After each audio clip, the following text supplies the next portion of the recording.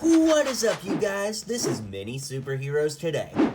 And thank you to LEGO for providing the brand new 2021 Daily Bugle set for me to review here for you guys. We've got the box right here. It is so exciting, and thank you to LEGO for sending it, but perhaps an even bigger thank you than that, I want to say thank you to you guys, all of the amazing viewers and subscribers here on my channel. Subscribe now if you haven't, but you guys building up Mini Superheroes Today and the community here into what it is the only reason that I was able to review this in the first place, so I want to say thank you to you guys before I do anything else in this video. This video is because of you guys, for you guys, and I am so grateful to get to do it. Now with that being said, let's take a closer look. For a little shameless self-promotion, check out my song The Girl Next Door, which is about Mary Jane from the Spider-Man movies, and we filmed it at all the locations from the old Tobey Maguire movies. If you're a big Spider-Man fan and you like all the Easter eggs in this video, you'd probably like the Easter eggs in my music video. So I'll put a link in the description if you want to check that out. This set is 82 centimeters tall and 35 centimeters wide. It has 3,772 pieces with 25 minifigures. It'll release May 26th, 2021 for LEGO VIP online and in-store, and for everybody else, June 1st at the LEGO store or LEGO online. Now the price tag is $299.99, so $300 is a definitely high price for any LEGO set, but this one is absolutely worth it. We're going to break it all down in today's video, of course, but as I mentioned, 25 minifigures in this, which means this is the most minifigures that has ever been made available in a commercial LEGO set. I think there were some old vintage castle sets back in the day that had more, but as far as like a licensed set, this is the largest minifigure count ever. The Death Star technically had like 23. If you count droids, I guess it had more, but I don't. I'm talking minifigures with head, torso, legs. So this set is obviously amazing. As LEGO Marvel fans, we have always wanted something like this. A big, massive building that can fit into a city, could possibly branch off to some other buildings, and has tons of minifigures. This has to be my favorite LEGO Marvel set of all time at this point. I mean, all the figures, all the detail, all the Easter eggs. This set just checks every box. And I do have some minor complaints about it. Nothing too bad, but overwhelmingly positive feelings of this set, and I just love it and am so excited to break it down, and I'm so grateful to get to do so early for you guys. So let's dive into the review. 2021 will always be the year we remember as being the best year for LEGO Spider-Man ever. I mean, this set alone was amazing, but the comic book version of Spider-Man also got arm printing for the first time ever this year.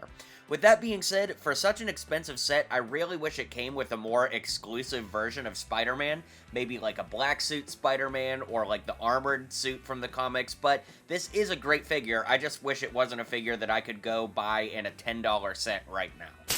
Speaking of figures that are also available in cheap sets right now, we have the Miles Morales figure.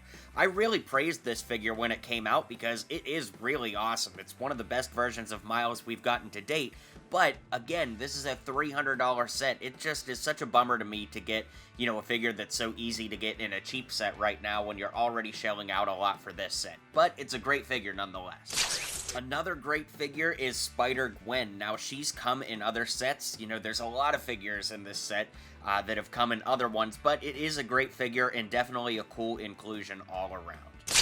We do get Spider-Ham in this set, and he's a figure that I'm actually more okay with being a repeat because he's only come in 2 other sets as of this. One was a pretty expensive set that I feel like the only reason you needed to get that set was to obtain this figure, and the other one is from a LEGO store exclusive Spider-Man accessory pack, which not everybody can get, so I really like that he's included here, and of course it's just such a hysterical figure. Here we've got a fan favorite, that is Daredevil, one of my all-time favorites, and it's so awesome to finally have him in LEGO form.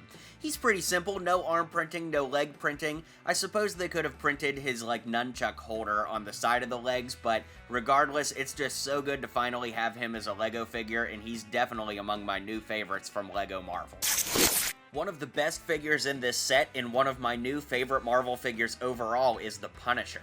You can see he's got dual molded legs with white on bottom, black on top to give him the boots, and I think LEGO did a really great job of taking a very violent character and turning him into something that works really well for LEGO. You can flip his hair around and he's got some bruises and a band-aid on there, looks really great, but, you know, there are characters in here like Daredevil, Blade, Punisher that are definitely more adult-oriented characters just because of how violent they are, and I think LEGO did a great job of waiting to put them in a set that's more aimed at adults anyways, at least with the price tag, so I really, really like this one. One of the more surprising inclusions in this set was Blade.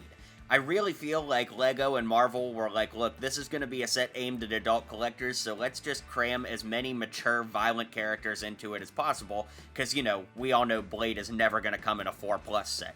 With that being said, he is dang near perfect. Would leg printing have been nice? Arm printing, sure, but he really does look straight out of the comics, and even straight out of the movies, and he's really just a fantastic figure.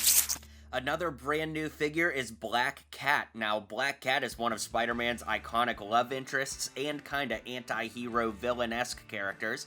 She's got a little diamond, a black whip, and she uses the same legs as Punisher with the white on bottom, black on top. Now, one point of discussion I've seen a lot of people talking about is that they didn't go for the more, how should I say it, revealing costume for Black Cat, and I understand why. I mean, even though this set is aimed at a more mature collector, I mean, I get it. I really do, why they didn't give her the more revealing costume. That said, because the revealing costume is a little more iconic for the character, I do wish that was the route that they went, but I do understand why they didn't go that route. So, all around fantastic character, definitely a great representation, but I understand both sides of the field. Much like Green Goblin, Firestar actually is built into the set in a way that you'll see a little later in the review. With that being said, she's a welcome inclusion, of course, from Spider-Man and his amazing friends. Definitely a nice throwback. This red hair is stunning. She's got a red glove, she's got power-ups for her hands, and of course, she is one of the few characters in this set that if you lift up the hair, she does have a face on the back as well for an alternate expression. Definitely a cool character, relatively obscure as far as Marvel characters go, but a very cool inclusion nonetheless. Here we have the Green Goblin, who we'll get to look at in a little more detail with his glider a little later in the video, but he is a fantastic figure. In fact, he's one of the few figures in this set that actually has two sides to his head, so that's pretty cool, but it's a really nice figure all around, but another repeat.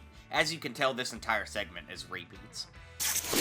Now, Doc Ock is an interesting character because the figure itself is a repeat. It's come in 2 sets previously, but the arms are a brand new design.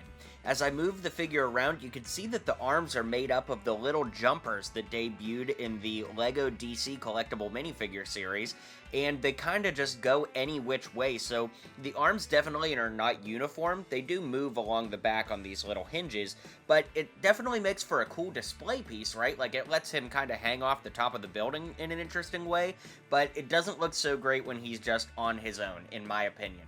So, I think it works really great in the context of the set, but as a standalone figure, it might just be a little too asymmetrical for my taste. Here we have Mysterio, a really great figure, one of my all-time favorite comic book villains, but unfortunately a repeat.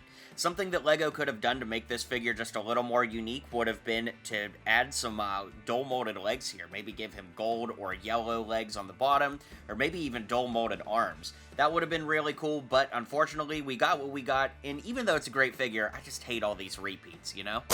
We also get the Sandman here as well, and it's a nice figure. Nothing great, nothing groundbreaking, especially since we've got him in other sets, but the cool thing about him is he does come with this large platform build, and how this works is if we take him off the stand and put him on this one, it's supposed to look like he's like busting out of the ground and, you know, in a sandstorm or something. It's a unique build, but yeah, that's all I have to really say about it. Just that it's unique. It doesn't display particularly well, in my opinion. Now, we do get Venom in this set. It's the same as Venom from all the recent sets, but he has a unique arm build on the back. When I say unique, I mean unique to this figure, not anything groundbreaking or anything like that. It's a nice figure. He's an iconic Spider-Man villain, but it's so disappointing, all these repeats of existing figures. Since we got Venom, it only makes sense that we also get Carnage, a really, really fantastic looking figure in its own right, but again, a repeat. So not much to say here that I haven't already explored in other videos. It's really nice if you don't have a Carnage, but I actually think the original LEGO Carnage from 2015 or so is still the best version they've put out to date. For this part of the video, we'll be taking a look at the figures that are characters from this set, but they're made up of existing LEGO pieces. So let me walk you through what that means. Here is Peter Parker. His hair is coming in a million places. His face is from Scott Lang from Avengers Endgame or from Peter Parker from Spider-Man Far From Home. The torso is from a character named Jack from Hidden Side, and the legs are just generic blue legs. So you see what I mean? There's no unique parts on this character, it's just a bunch of other characters' parts cobbled together to make a new character. So that's what the next several figures will consist of. Here we have Aunt May, who uses the same head and hair as all the other Aunt Mays in recent memory. She has a little plate of cookies here, and the torso is reused from Hermione Granger from Harry Potter. So it definitely works. I'm not saying that it can't work. It's just, you know, nothing unique here that we haven't gotten already in other sets. Of all the figures in this set, this is probably the one that annoys me the most. This is Gwen Stacy, who we've wanted to get as a regular LEGO figure for so long, and she has an iconic comic book outfit, but obviously we did not get it here. The face is actually from Rey from Star Wars, so, you know, you can even flip it around and see the other side.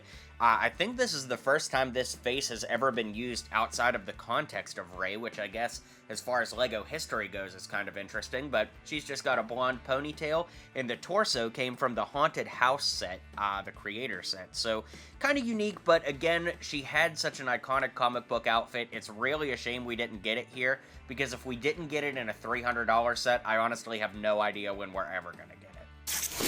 Here we have a character named Bernie the Cab Driver, according to the box, and according to a quick 30-second Google search, he actually was a character in Marvel Comics. I guess he was a cab driver in an Incredible Hulk comic a way back. Kind of interesting choice. The torso and legs have appeared in lots of places. He's got a little cap here, like a Newsies cap, and I don't think I've ever seen that face anywhere else before. I don't know if it's exclusive or not, so drop a comment and weigh in if you know where that might be from.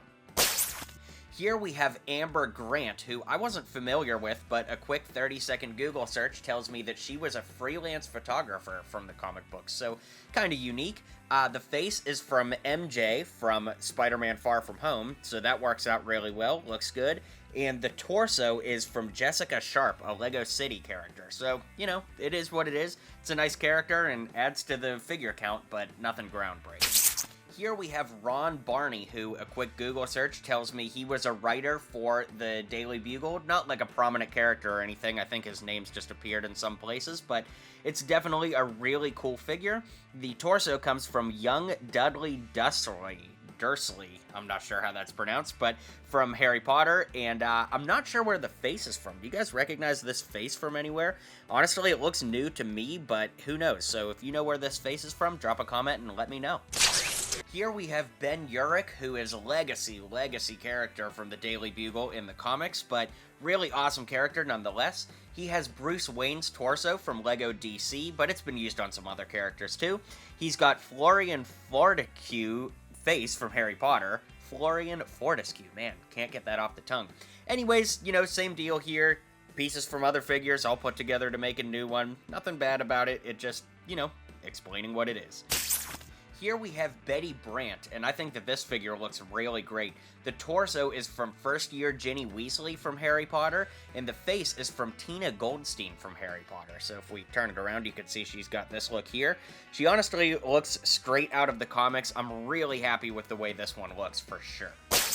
Robbie Robertson is up next, and he's another character that uses a lot of borrowed pieces. The torso is from Vernon Dursley from Harry Potter, and just regular legs, and then of course the head and hair from Old Man Lando from Star Wars. And maybe one of my favorite figures of the entire set is J. Jonah Jameson. I love the pen accessory he has here. I've never seen that in a LEGO set. Maybe it's been in a set before, but I definitely have not gotten one. This is an interesting figure because it reuses the torso design from the original J. Jonah Jameson from back in the day, the Tobey Maguire sets, but the head is brand new and exclusive. I love the kind of squinty eye he has, but even more than that, if you flip him around, he's got webbing over his mouth as if Spider-Man webbed him to shut up. I absolutely love this. So starting at the bottom and working our way up, we of course have the front of the Daily Bugle. I really like that they put these little exposed studs here so that you could set some figures and make it look lived in. Some of the more modular buildings, more recent modular buildings have done that. And speaking of modular buildings, there are Technic pins right here that would allow you to connect this to modular buildings if you have a Lego city in the works and you wanted to add it. I absolutely love that feature, and you know, it also kind of makes me wonder if, like, what if they did an Avengers Tower someday and you could connect it up that way? Anyways, I want to focus more on this set, but it does kind of make you wonder. There are a lot of stickers in this set, like this little Daily Bugle facade up here, 3 little pieces there, but, you know, there are enough printed pieces, like all the newspaper pieces are printed, so that's really nice in contrast. Now, that being said, I just realized that this is supposed to be right here, this little fire hydrant. I knocked that off earlier, whoops. But we do have this newsstand over here, so let's start looking at that. So the newsstand has a little Daily Bugle newspaper out front. We do put a sticker on here, but I do want to lift this off so we can take a look at what's inside the newsstand, because check it out. We have our first look at a Lego Kingpin on there on Business Magazine. That's really cool. Then, of course, there's a New York, I Brick New York City, and New York City. I'm assuming those are like postcards or something, but they are really cool. The build of this is nice too. There's a little air conditioner on the back, but see these little clip pieces? Those clip pieces slide into there, so that's how you can put the newsstand on and off as you want to try to take your minifigure in and out of there, because trying to do it from the front is a little bit tricky. Alright, so back up front, again, I really love this. I love the checkered tile area out here, and you can actually slide this door open. On the box art, it made me worried that there wasn't actually a door on the front, but it's actually just a clear sliding door that you just kind of slide like that, so that's a really nice feature. Now, the front part does not open on this as the other windows do, which we'll see as we work our way up the building, but you can open up this side piece here, to kind of have like a blast for, you know, a character to like bust out of here, maybe like Sandman or something. But at the same token, it does give you a little bit of access to the inside. And of course, you can lift up all of the building, you know, floor by floor, so you could see it from bird's eye view as well, which we will take a look at.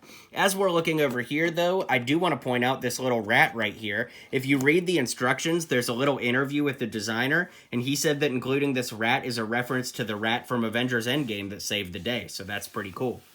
As we flip the building around here, you can see that there's an emergency exit door around back that looks really good, and there are a couple, you know, dumpsters back here, and one really cool thing I liked is like this, like, you know, sour-looking hot dog. I think that one expired or something, but anyways, those clip over here, and they look really great. One cool thing to focus in on, too, is that there's some Green Goblin graffiti. It almost kind of looks like the Raimi Green Goblin, but maybe I'm kind of reading into it too much. There's an Eddie Was Here, which, of course, is a reference to Eddie Brock.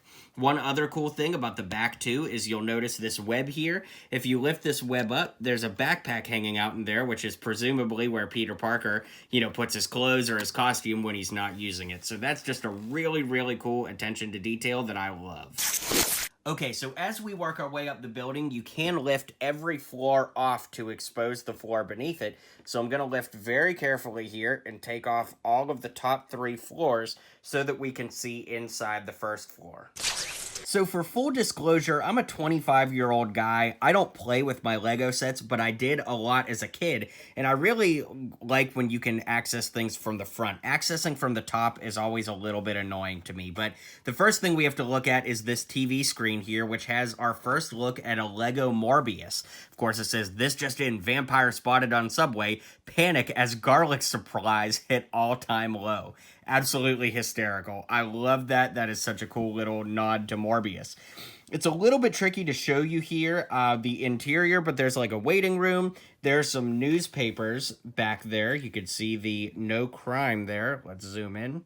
No crime, no thanks to Spider-Menace. Then we have a little web juice thing over here, which is like a soda machine. Again, really hard to show from this angle. It's just the nature of the beast, though. Moving the camera this way, you can see that there are some older Daily Bugles up on the wall. This one says, let me see what it says, new building for NYC #1 newspaper. So that's announcing this building being built, I guess. This one says Lego Man walks on the moon, which is cool. And then Spider-Man, threat or menace. Again, a little tricky to read at this angle, but you can see that there are some awards back there, a little security desk. And the one cool thing I like too is this little security bypass here. So, somebody would walk in, check in at the security desk, and then they would have to walk through this little gate. I just broke it as I was trying to move it, but it's cool because, I've been in some places in New York that really remind me of that. You have that security gate, and then behind that gate, you can see there's an elevator. On later floors, as we work our way up this building, we'll be able to see the elevator better, but I love that it's a consistent design. And even though the elevator doesn't actually work, I just really love the idea that there's an elevator that connects all these, because too often Lego sets are built like without thinking about stairs or anything. It's just like, oh, they magically get to another floor. And I really love the idea that, there is something built into this that helps tell that narrative. So the second floor exterior is really great. We've got this Daily Bugle news here that has clone epidemic out of control. Is Spider-Man to blame? Just the facts with J. Jonah Jameson. Of course, we get our first reference to Dr. Kurt Connors. Interestingly, the minifigure design here is pretty much the head from like Scott Lang, but with some stubble, same hair and everything. We do get the face that looks like it's from Commissioner Gordon from the Dark Knight set from years ago. Dark Knight Rises set, that is. Kind of interesting. Professor Miles Warren, and then of course Scarlet Spider, who we've gotten in some sets before. We do have a little sticker here that says, earlier today, breaking. Villains promise to stop being bad guys. Can they be trusted? And that shows us Mysterio, Doc Ock, without his arms for some reason, Sandman, and Green Goblin, all who actually appear in this set. And perhaps one of my favorite references is this Vote Osborn for Mayor area. This is a really cool piece, and I love that Osborn's hair is actually like textured just like the comic books. It's very unique and very cool. When we flip the whole building around just to show you the exterior, there's nothing really going on at this level of the back. However, this is where the fire escape starts, and you can move this down and then it would reach ground level. So that's just kind of the interesting aspect here. Now, as we move up this building, I want to show you guys the functionality of how you access the inside. You want to hold it from this side here and just pull the window out toward you, and then that reveals the interior of these buildings. So let's take a closer look at the bullpen area. So for those that don't know, a bullpen is like newsroom lingo for, where all the writing happens and everything. And there are some amazing, amazing Easter eggs in here. But before we get to those, let's actually talk about the functionality of this area. So the cool thing is there's lots of desks for you to put your Daily Bugle writers at. This set has no shortage of minifigures, so the nice thing is you can really populate this and make it feel lived in. Speaking of it feeling lived in, I love this little bucket here, maybe insinuating that there's like a leak in the roof, so they had to put something there. I love all the desks and the filing cabinets. Over here, you can see that we actually have like a little kitchen area. There's some donuts. Maybe this is like an oven or a dishwasher or something like that. A coffee machine. Just really, really nice, and I love the way that it feels lived in. As we move to this center area up here, you can see that there are some TVs showing like Daily Bugle news live on those TVs. It's a little hard to see. I guess if we flip the building the whole way around, you can kind of see the backside there, that the TVs do go the whole way around, but it is a little bit tricky to show it on camera the whole inside. One of the downsides of this set is that it does make it very difficult to see the back sides, but as far as the interiors go, this is really the only one that matters per se. Of course, you can lift the building up and apart as it is, like I just lifted the top up. So, you can kind of see it from bird's eye view, but as far as like doing a video review, it definitely is not very friendly in that regard. On the second floor as well, there's a newspaper in the back that has a reference to Daredevil. Nelson and Murdoch win big lawsuit. Super, super cool. So on the second floor, I want to talk about these 3 newspapers hanging up on the wall because they're all significant. Times Scare, as you see right here, has a little Green Goblin silhouette there, and that is a reference to the very first Spider-Man movie, the Tobey Maguire one. There's a scene where after the Green Goblin attacks the festival in Times Square, J. Jonah Jameson is reading the headline, and it looks exactly like that. The Spider-Man No More one is not necessarily a direct reference to the Raimi films as far as like a headline goes, but of course that is the scene where we see Spider-Man's mask hanging out of the trash can, just like in that film. My favorite one, I just flipped when I was building this, is the Doc Ock still at large one in the back. And the reason that that one is significant is because back in the day for Spider-Man 2, there was a Lego set that included a Daily Bugle newspaper, and up to this point, that was pretty much the only Lego printed piece that had the word Daily Bugle on it quite like that. So that was really cool to see, and this is basically an exact recreation of that as you see from the box art. One more little reference, we see this Who is Spider-Man right here. This is an exact replica, or a Lego-fied replica, of a headline that appears in the first Spider-Man movie as well. Moving to this side, you can see City Power Blackout, We Need Electro. And this is our first look at a classic style Electro for the Daily Bugle. This is what a classic style minifigure Electro might look like. You can see a little Daily Bugle computer screen there. When we flip it around, there's some more work. There's more hung up here. Rhino escapes from the zoo, which is really cool because, of course, that's our first look at Rhino as a Lego minifigure as well. We did get that mech suit a few years, but, like I said, first look. And then there's one back here you can see that says Spider-Man Finally Unmasked, which is really, really cool and looks really great. Now, as far as the front exterior goes, there's really not a more exciting area than the Green Goblin popping out of the window. On the box art, I was really kind of hoping that you could reassemble this so it wasn't having him bust out, and I think there's enough window pieces that you could get clever and rebuild it, but unfortunately it doesn't tell you how to do that in the instructions. So Green Goblin's glider is permanently fixed in place. I mean, of course, nothing's permanent in Lego. You could take it apart, but you can see that there's no action to it. It doesn't move. It just kind of sits there. And I'm really not thrilled with the glider build. I think it's probably one of the lesser gliders that we've ever gotten from Lego Marvel. Not counting anything from 4+. I don't think that would be fair to count. But the Green Goblin figure does look really nice there, and I love that there's some action going on. So that's really nice. I think it was cool to put these power blast explosions there. It just adds some life to this. And I love that, especially from an angle, it really does look like, the explosion is happening in real time. It adds some real action to the exterior, so even if you don't include any of the figures in your display besides this, it's still going to look fantastic. So to get to the inside, once again, you just kind of lift this front panel up and off. You do want to be careful with this level, though, because the goblin part does make it fragile.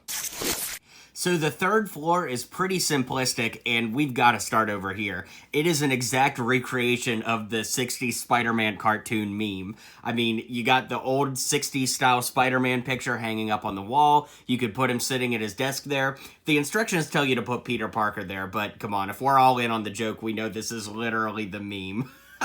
I love that. Now, when we move over to this side, we can see that this is kind of like a cluttered office area. I mean, I guess Peter Parker's office isn't going to be in the nicest area. In fact, the doorway is kind of blocked off by these boxes. There's some nice little shelving units there with a camera up top. There's a pizza box back there, referencing Pizza Time from Spider-Man 2, the Tobey Maguire movie. If we look back here, it's a little tricky to get your hand in there, but you can get it out, and there's some newspapers back here, and the top one is the Conspirator. Now, this is a loose Easter egg to the Spider-Man Far From Home version of J. Jonah Jameson, who is kind of like a conspiracy theory nut. But anyways, that's kind of cool. There's a spider up top on the wall and a web, so if it isn't obvious that this is Peter Parker's office. Then there's a really nice copier machine build. I don't think this is a reference to anything, but honestly, if you're just watching this video and just kind of interested in the office side, I think that's a really nice design for a copy machine. Anyways, you put that copy machine back. There is the elevator functionality back there. I mean, it's more display than functional, but anyways, yeah, that is the third story here. Now, when we turn the whole building around, the third story is unique because it does have a balcony around back. So there's a door that can open that, shows you the leadway from out here. And then there's just a little balcony out here. I guess you could have some figures fight on it or whatever, but nothing too special here. It's just kind of nice to have yet another area to, put some figures and have some battles. So when we're on this top floor, we can flip it around to see what the back looks like. And there is like a Jonah Jameson billboard here. I really like that the sticker kind of has the billboard falling apart. Like you could see the top corners coming off of it. Just something cool. And I like too that there are some handlebars on the side there so you could actually put some figures like hanging off of it or something if you wanted to have some fights. There's a nice little bird's nest on top of the air conditioner, and when we flip it around, there's more fire access, because of course that does go all the way from the top of the building to the bottom, and that is the entire third floor area, or top floor area, rather. For the exterior of J. Jonah Jameson's office, it's exactly the same. You just lift the windows out and toward you, and then you get the office there. And then you just click it back into place. And there are some like flagpoles here, which are nice because of course you could take like, a spider character and have them jumping on there or doing some action poses, but not too much action on the outside, just like with all the other levels. So up on the top floor, we have J. Jonah Jameson's office, and of course, Betty Brandt off to the side here. She's got a nice little desk build. Let's turn it so you can see it there. And I love the contrast of the red and blue flooring. It almost reminds me of Spider-Man's colors in and of itself. On the desk piece here, you can see, if I lift that up, that there's a missed call from Eddie Brock on the sticker there for the, computer. It's really cool. And the other cool thing is up on the TV screen, it's kind of showing like a live feed of TV. I actually like that it's the same program that's showing on the outside exterior that you'll remember we looked at earlier in this video. Of course, staying consistent, we do have the elevator build back there, which is nice with the arrows up top and everything. Then in J. Jonah Jameson's office, there's some really cool Easter eggs in here. So let's move JJ out of the way. And if we lift up his desk, you can see that there is a Daily Bugle newspaper on top. Rewards for photos of Spider-Man, which makes sense because on his email, we could see that his last email he sent was to P. Parker at Web saying, "You are fired." So, of course, he's looking for photos of Spider-Man. He just, fired his photographer. Back here, there's one really cool little Easter egg. Of course, there's some, awards, which we can assume are for journalism or something, but there's a space rock back there because, of course, in the comic books, his son is an astronaut. So, hypothetically, that's probably from his son. So you can see that you can lift the desk out of here. You could have somebody stand here. You could put JJ in his chair behind the desk, of course. And of course, you could put the desk right back there and have him work at his desk. So it's really nice, and I love the contrast. And of course, the door here opens so, Betty can kind of screen anybody coming into JJ's office, and it works out really great. Now, up on the top floor, we have this beautiful Daily Bugle lettering that's spelled out. You actually build every individual letter, and I love the little bugle in the center there. Up top, well, I guess I need to move the camera up ever so slightly to show you Firestar up here. Now, she is built on a little, clear peg here that's actually built into her fire blast. And of course, we saw the minifigure earlier in this video in the minifigure section, but it is really cool that she gets her own little display up top here. Now, moving the focus back down to the rooftop, let's go ahead and give the building a little bit of a spin so you can see the back. Alright, so as we spin the building, you can see a little Miles Morales graffiti and some Green Goblin graffiti. As we move it here, there's a really nice water tower here. The build is really, really intricate and fun. And then, of course, a little broadcast antenna. Well, it's not so little, but, Daily Bugle is in televised and internet media now, so that's pretty cool. And let's drop the camera down because there's something you've probably caught on this that is really unique, and that is the little spider dune buggy that is on the side of the building. To me, this is really just unnecessary. You can see that it clips on this little swivel piece here, and it's a really nice spider dune buggy build straight out of the comics. However, it's a really nice little build straight out of the comics. I really love it, but how did this get all the way up to the top of the building to begin with? I mean, I could understand it being on the street, but literally, how? How did it get all the way up here? So, it's cool, but it just is what it is. When I display this, it's coming off. So, you know what? I'm just going to take it off now. Alright guys, well thank you again so much for being a part of the Many Superheroes Today community and making this happen. This is an absolute dream come true. As you can see, I have my whole Lego city here. Now I've got to find a place to put this, and this will forever be a monument to Many Superheroes Today and what you guys have helped create here on this channel. So, I can't say it enough. Thank you guys so much, and I will see you guys on the next video. If you liked what you saw and you liked what you heard, feel free to click that subscribe button for more LEGO videos coming in the near future.